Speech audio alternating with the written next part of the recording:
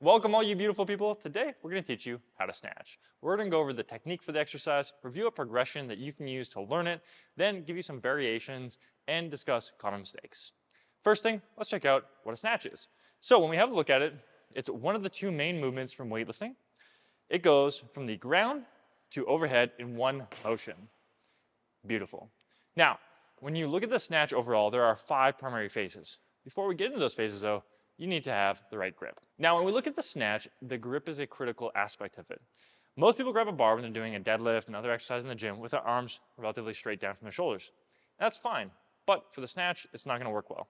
We need a wider grip. In particular, you wanna try to have a wide enough grip to where when you're standing with your arms straight and your legs extended, the bar rests between your pelvic bone and your pubic bone.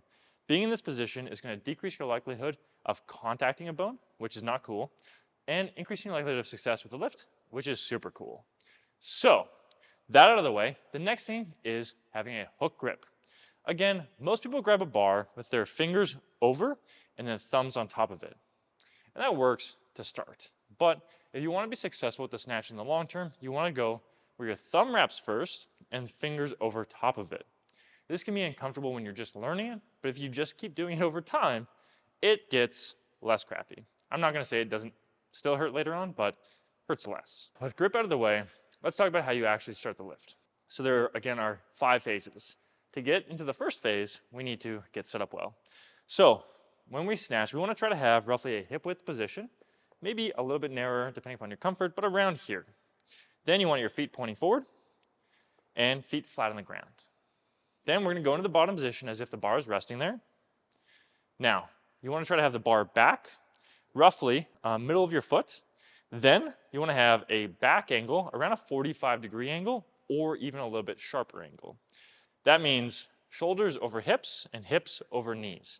If your hips are too low, it's going to push the bar forward and you're going to have a bad pull. And if your hips are really high up, it's going to be a difficult movement. So find that middle ground for yourself and tweak it over time. Then from here, you want to have arms straight with your elbows turned out. That's going to help to keep the bar close. And then you want to have eyes looking forward, trying to lock in on something to stare at. Then we're going to begin.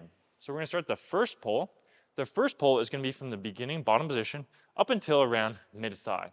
Your goal in this is to maintain your back angle and push and start to extend your knees. This is going to help to set you up for success in the second pull. Now, the first pull does not need to be fast. You can take your time on this and really just focus on positioning. Then as you transition into the second pull, this is where you're going to be continuing to extend, starting to scoop back under the bar, getting your knees under, and extend up, getting your hips, knees, and ankles extended. And the goal here is to now start to add some speed to the bar.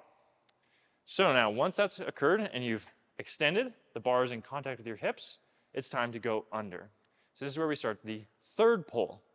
Now, in the third pull, you're going to start to have your elbows go up and out, not down and back. You're going to start to bring your body under the bar, repositioning your feet, moving them from your pull stance to a squat stance, and getting under the bar. And then that transitions us into the receiving portion of the lift. In the receiving portion, your goal is to get into a nice position, being able to have the bar settle, driving your arms straight, pushing into the bar, and being able to absorb the weight coming down. Now we're going to look at recovery. That's the last portion of the lift.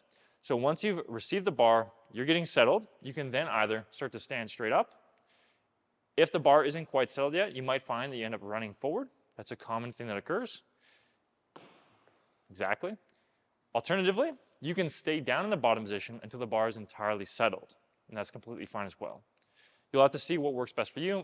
A lot of coaches will teach people to just drive up quickly because some people will stay in the bottom position too long and then have a hard time getting back up. Now we're going to talk about lowering the bar and failing. So when you have the bar overhead, a common question is, what do I do? The best case scenario is that you have reasonable equipment and you're in a facility that allows you to drop the bar. So you would just let go, making sure that it is going forward and out of the way in a nice safe clearance. Now, if you don't have that option, you can also lower the bar. This is not ideal, but you can do it. So to do this, you're going to think to look up at the bar. You're going to start to bend your elbows and your knees, and then you're gonna try to lower controlled, and then as it passes your chest, you're gonna bend and try to catch it in front of your hip. Then from there, lower it down and reset. Now, that's lowering. What happens if you miss? So a lot of times we can miss a lift. It's a very technical exercise and it happens a lot. So what do you do? Well, first thing, if you can't drop, you probably shouldn't lift a weight that you're gonna possibly miss. But if you are gonna miss, the two ways are forward and behind. Forward is the most common, and that's where the bar is gonna land somewhere. You might not be in the right position, and what your goal is to do is to push the bar out and jump backwards. Beautiful job. Then we have behind. So now, when you miss behind, the bar might land a little bit behind your shoulders, and what you're gonna do is you're gonna let go with the bar, try to toss it backwards, and jump forward. You do not want to try to fight and hold onto the bar. That is a surefire way to trash your shoulders. So that's gonna be failing. Now we're gonna go through a 4-stage progression to learn the snatch. The first stage is all about positions. So we're gonna begin with 2 exercises. The first one is the overhead squat. So you're gonna have your snatch grip, you're gonna take the bar overhead, and then you're gonna squat. Now the goal is that as you go down, the bar remains roughly over your mid position of your foot. So if you have a hard time with that, play around with your positioning. You don't have to rush this. Broden's going at a pretty good pace, but you can go slower. You don't have to go the whole way down. Just work your way as low as you find you can, and then come back up and drill that until you get better with it. Then we have the next exercise, which is the hang muscle snatch. So a hang is gonna be where we lower the bar to roughly the top of the knee. A muscle snatch is where you're gonna be extending up, bringing the bar overhead, and not rebending. Beautiful. So you're gonna drill that, working on trying to get comfortable with that extension and bringing the bar overhead, developing more comfort in that top position. Now for stage 2, we're gonna work on some coordination, trying to layer on these drills. So the first one is the snatch balance. So you got the bar in a back rack position with your snatch grip. Then you're gonna be dipping where you bend your knees and your hips slightly. Then you're gonna be driving up, extending overhead, and then dropping down into your overhead squat, trying to have nice, smooth control with it. So let's have a look. Beautiful. You'll see that Broden also is moving his feet. Typically, people are going to be starting the snatch balance in their pulling stance position and moving their feet to their receiving position. Now, our second exercise is the hang power snatch. So he's going to be starting in the hang. Then he's going to be coming up overhead, just like we were with the hang muscle snatch previously. But now he's going to pull under, catching in a power position.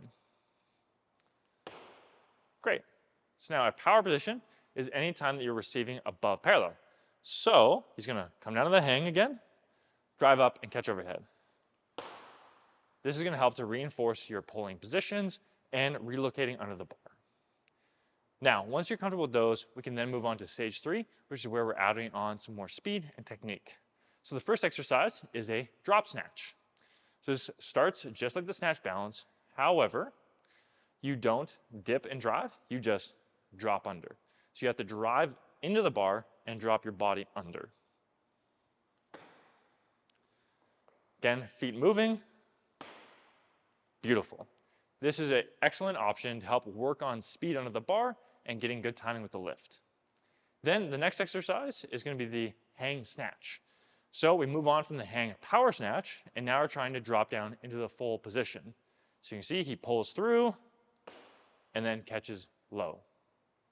So with those two, you should start to be developing your comfort in the bottom position, speed and timing, and improving your mechanics. And then finally move to stage 4, and we just do it, as Nike says. So we're gonna go through the full snatch. So the thing that changes here is now you're gonna be going through that bottom position. This is where a lot of mistakes happen, and it's why we leave it towards the end. Hopefully you should have from the knee up, solid. And so now he's gonna go slow off the floor and drive up and finish. Again, you do not need to rush that first pull. All right, so now that is the progression. That 4-stage progression should help you learn the lift and start owning the snatch. Now, let's discuss some variations. So the first thing we're gonna look at is a power. So again, briefly discuss this, but essentially a power is any time that you catch the bar in the receiving position and you are above a parallel position. So if your hip crease is above your knee. So that's a power, that's a power, that's a power, that's a power. They're all powers. Next one, hang. So when we look at this, there are 4 primary hangs that you can have. The first one is a hip snatch or dip snatch. So you see here, the bar is against your hips, and you just dip straight down. Then you drive up and catch. Then we have a high hang. This is typically from above the mid-thigh and up. And so you would lower here and then go up and catch. Boom. Then we have a hang snatch, and that's where it's going to be top of the knee. And then finally, we have the low hang snatch, which is below the knee. Fantastic. Then the next variation that we have is going to be the muscle snatches. So we saw these earlier. Again, they can be done from a variety of hang positions, but the general premise is that you're going to be going up and extending and turning over, but not dropping under with your lower body. Then we have pulls. So in a pull variation, you're going to be starting again from some sort of hang position or the floor, and then you're going to be coming down and extending up, but you aren't going to purposefully bend your arms. So we have a look at one here. So that would be a hang pull. And if we look at a pull from the floor, so Brown goes down, it's going to come and extend. Now, sometimes people's arms do bend, but it's not intentional. It's just that they accelerated the bar enough and their arms bent a little bit. Then finally, we have the high pull. So this is where your intent is to pull the bar as high as possible, but you don't turn over. So we start down, he accelerates up, boom. All right, now we're going to go through 4 common mistakes. Number 1 is rushing the first pull. So when we have a look at this, a lot of people will start in the bottom position. It looks solid, but they just rip that bar off the floor and then they end up in a bad position afterwards. Again, there's nothing saying that you have to go really fast off the floor. You don't necessarily pick up more speed by doing so. You can actually do better if you go a little bit slower at first and then accelerate faster in your second pull, getting a solid, fast third pull in a good position. Now, second mistake, not making contact. This can occur because you rushed the first pull, but it can also occur because you just don't try to make contact, you have a bad grip width. But in essence, people go through the lift, the bar's out in front. Go ahead. And it looks like that. Again, not awful, but doesn't necessarily lead you up for the best success in moving weight. So making sure that you're making contact and it's happening in a good spot and a good time. Then the last 2 are going to be the bar out in front during the landing and getting crushed by the weight.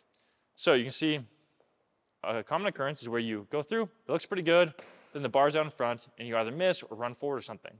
So now this can happen because you possibly jumped backwards or you just didn't finish extending and pulling through well.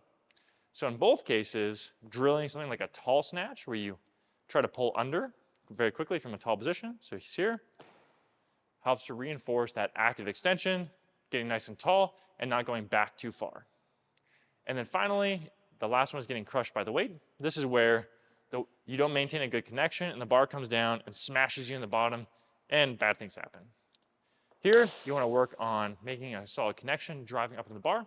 So snatch drops, which we reviewed earlier, are an excellent choice. So that's how to snatch. Hopefully you guys found this video helpful. If you have any requests for future technique breakdowns, let us know in the comments below.